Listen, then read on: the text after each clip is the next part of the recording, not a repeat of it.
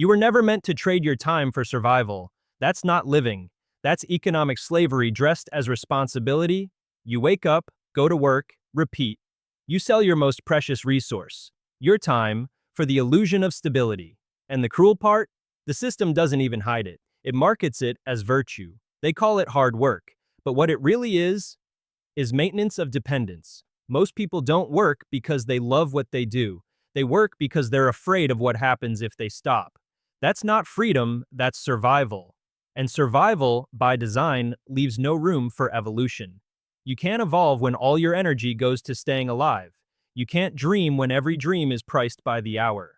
If this already feels too real, pause for a moment and follow rich logic. Because escaping survival mode starts with unlearning how you were trained to think about time. Let's be clear, time is not money. That's one of the greatest lies of the modern age. Time is life. Money is just the symbol you've been convinced to exchange it for. When you trade your time for money, you're literally selling your lifespan, the only non-renewable asset you'll ever have. And the more you do it, the better you become at existing, not living.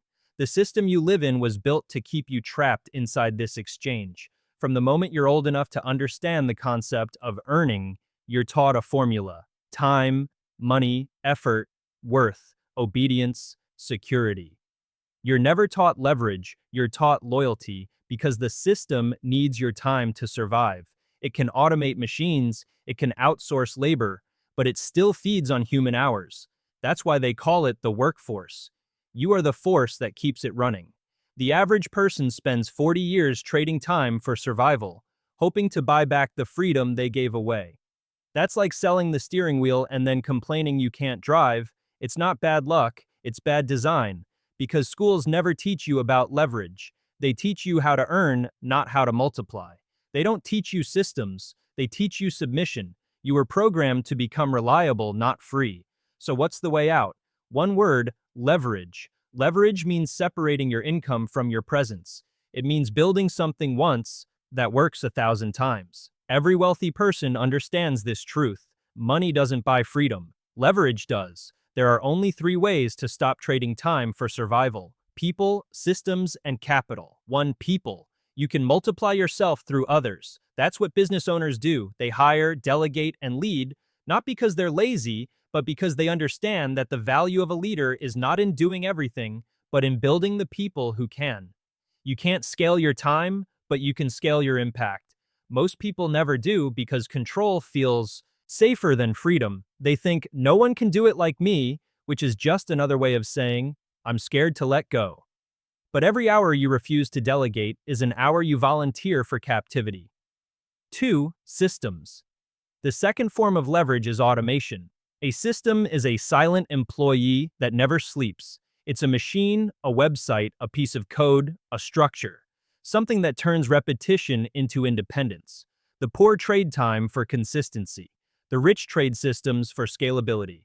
If you build systems, you buy back the hours that everyone else wastes maintaining them. Your business runs without you. Your money multiplies without you. Your purpose expands through you. That's how you move from survival to sovereignty. 3. Capital. The third form of leverage is money itself, but not the kind you earn, the kind you control. When you invest, you create soldiers that go to work while you sleep. That's what the rich understand about money. It's a tool of multiplication, not accumulation. They don't save to feel safe. They allocate to feel free. Because every dollar you invest buys you a piece of your time back. Every passive return is a silent rebellion against survival mode. If this message is already shifting your perspective, like this video and subscribe to Rich Logic, because understanding leverage is how you stop selling your life 1 hour at a time. But here's the part that no one tells you. Leverage isn't about laziness, it's about literacy. If you don't understand leverage, you'll end up leveraged by others.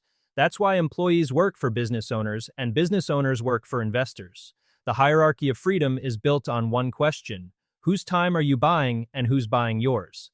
The less control you have over that answer, the deeper you are in the race. The problem isn't working hard. Hard work is noble, but working hard without leverage is like rowing endlessly in a circle. You move, but never arrive. The system loves hard workers because they confuse activity with progress. They feel accomplished, but remain confined. You can't outwork a system built to multiply, you can only outthink it. The irony is that most people already use leverage, but never for themselves. They use it against themselves. Every time you spend money on convenience, you're using leverage for someone else's system. Every app you pay for, every subscription you keep, every brand you build for free with your attention, you're fueling someone else's leverage. You've become the product while they own the process. True leverage means shifting from consumer to creator, from being a cog to being an architect. You don't have to build a company to achieve that. You just have to start thinking in systems, not shifts. Instead of asking, how can I make more money? Ask, how can I build something that makes money while I sleep? That's single. Change rewires your brain from survival mode to scalability mode. And yes, it takes time. It takes patience. But remember, you're already spending your life building something. The question is, are you building your system or someone else's? Because if you don't design your structure, you'll end up serving inside one built by those who did. Here's the uncomfortable truth. Most people are not overworked. They're under-leveraged. They think freedom is far away, but they're already standing on top of it. They just never learned how to access it.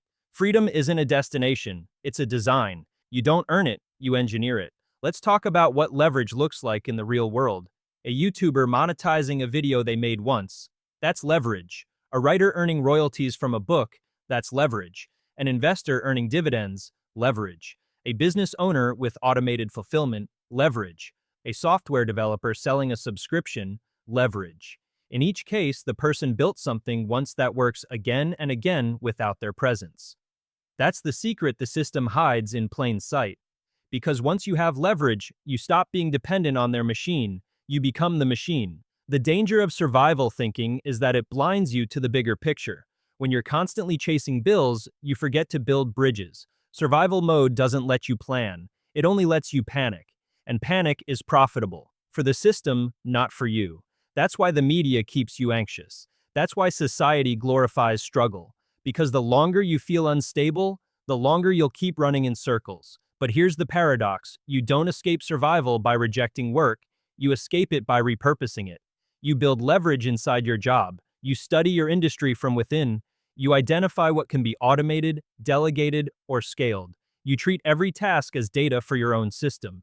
Because the fastest way to freedom is to master the system you plan to leave. The wealthy don't run from work, they redesign it. They turn effort into equity. They turn hours into ownership. They turn knowledge into networks. That's the essence of leverage, using the same 24 hours differently. Everyone has time. Few know how to multiply it. When you stop trading time for survival, you stop asking, how much can I earn? And start asking, how far can I expand? Expansion replaces exhaustion. Vision replaces validation. Structure replaces struggle. That's when your life stops being a transaction and starts becoming a transformation. So what's the first step?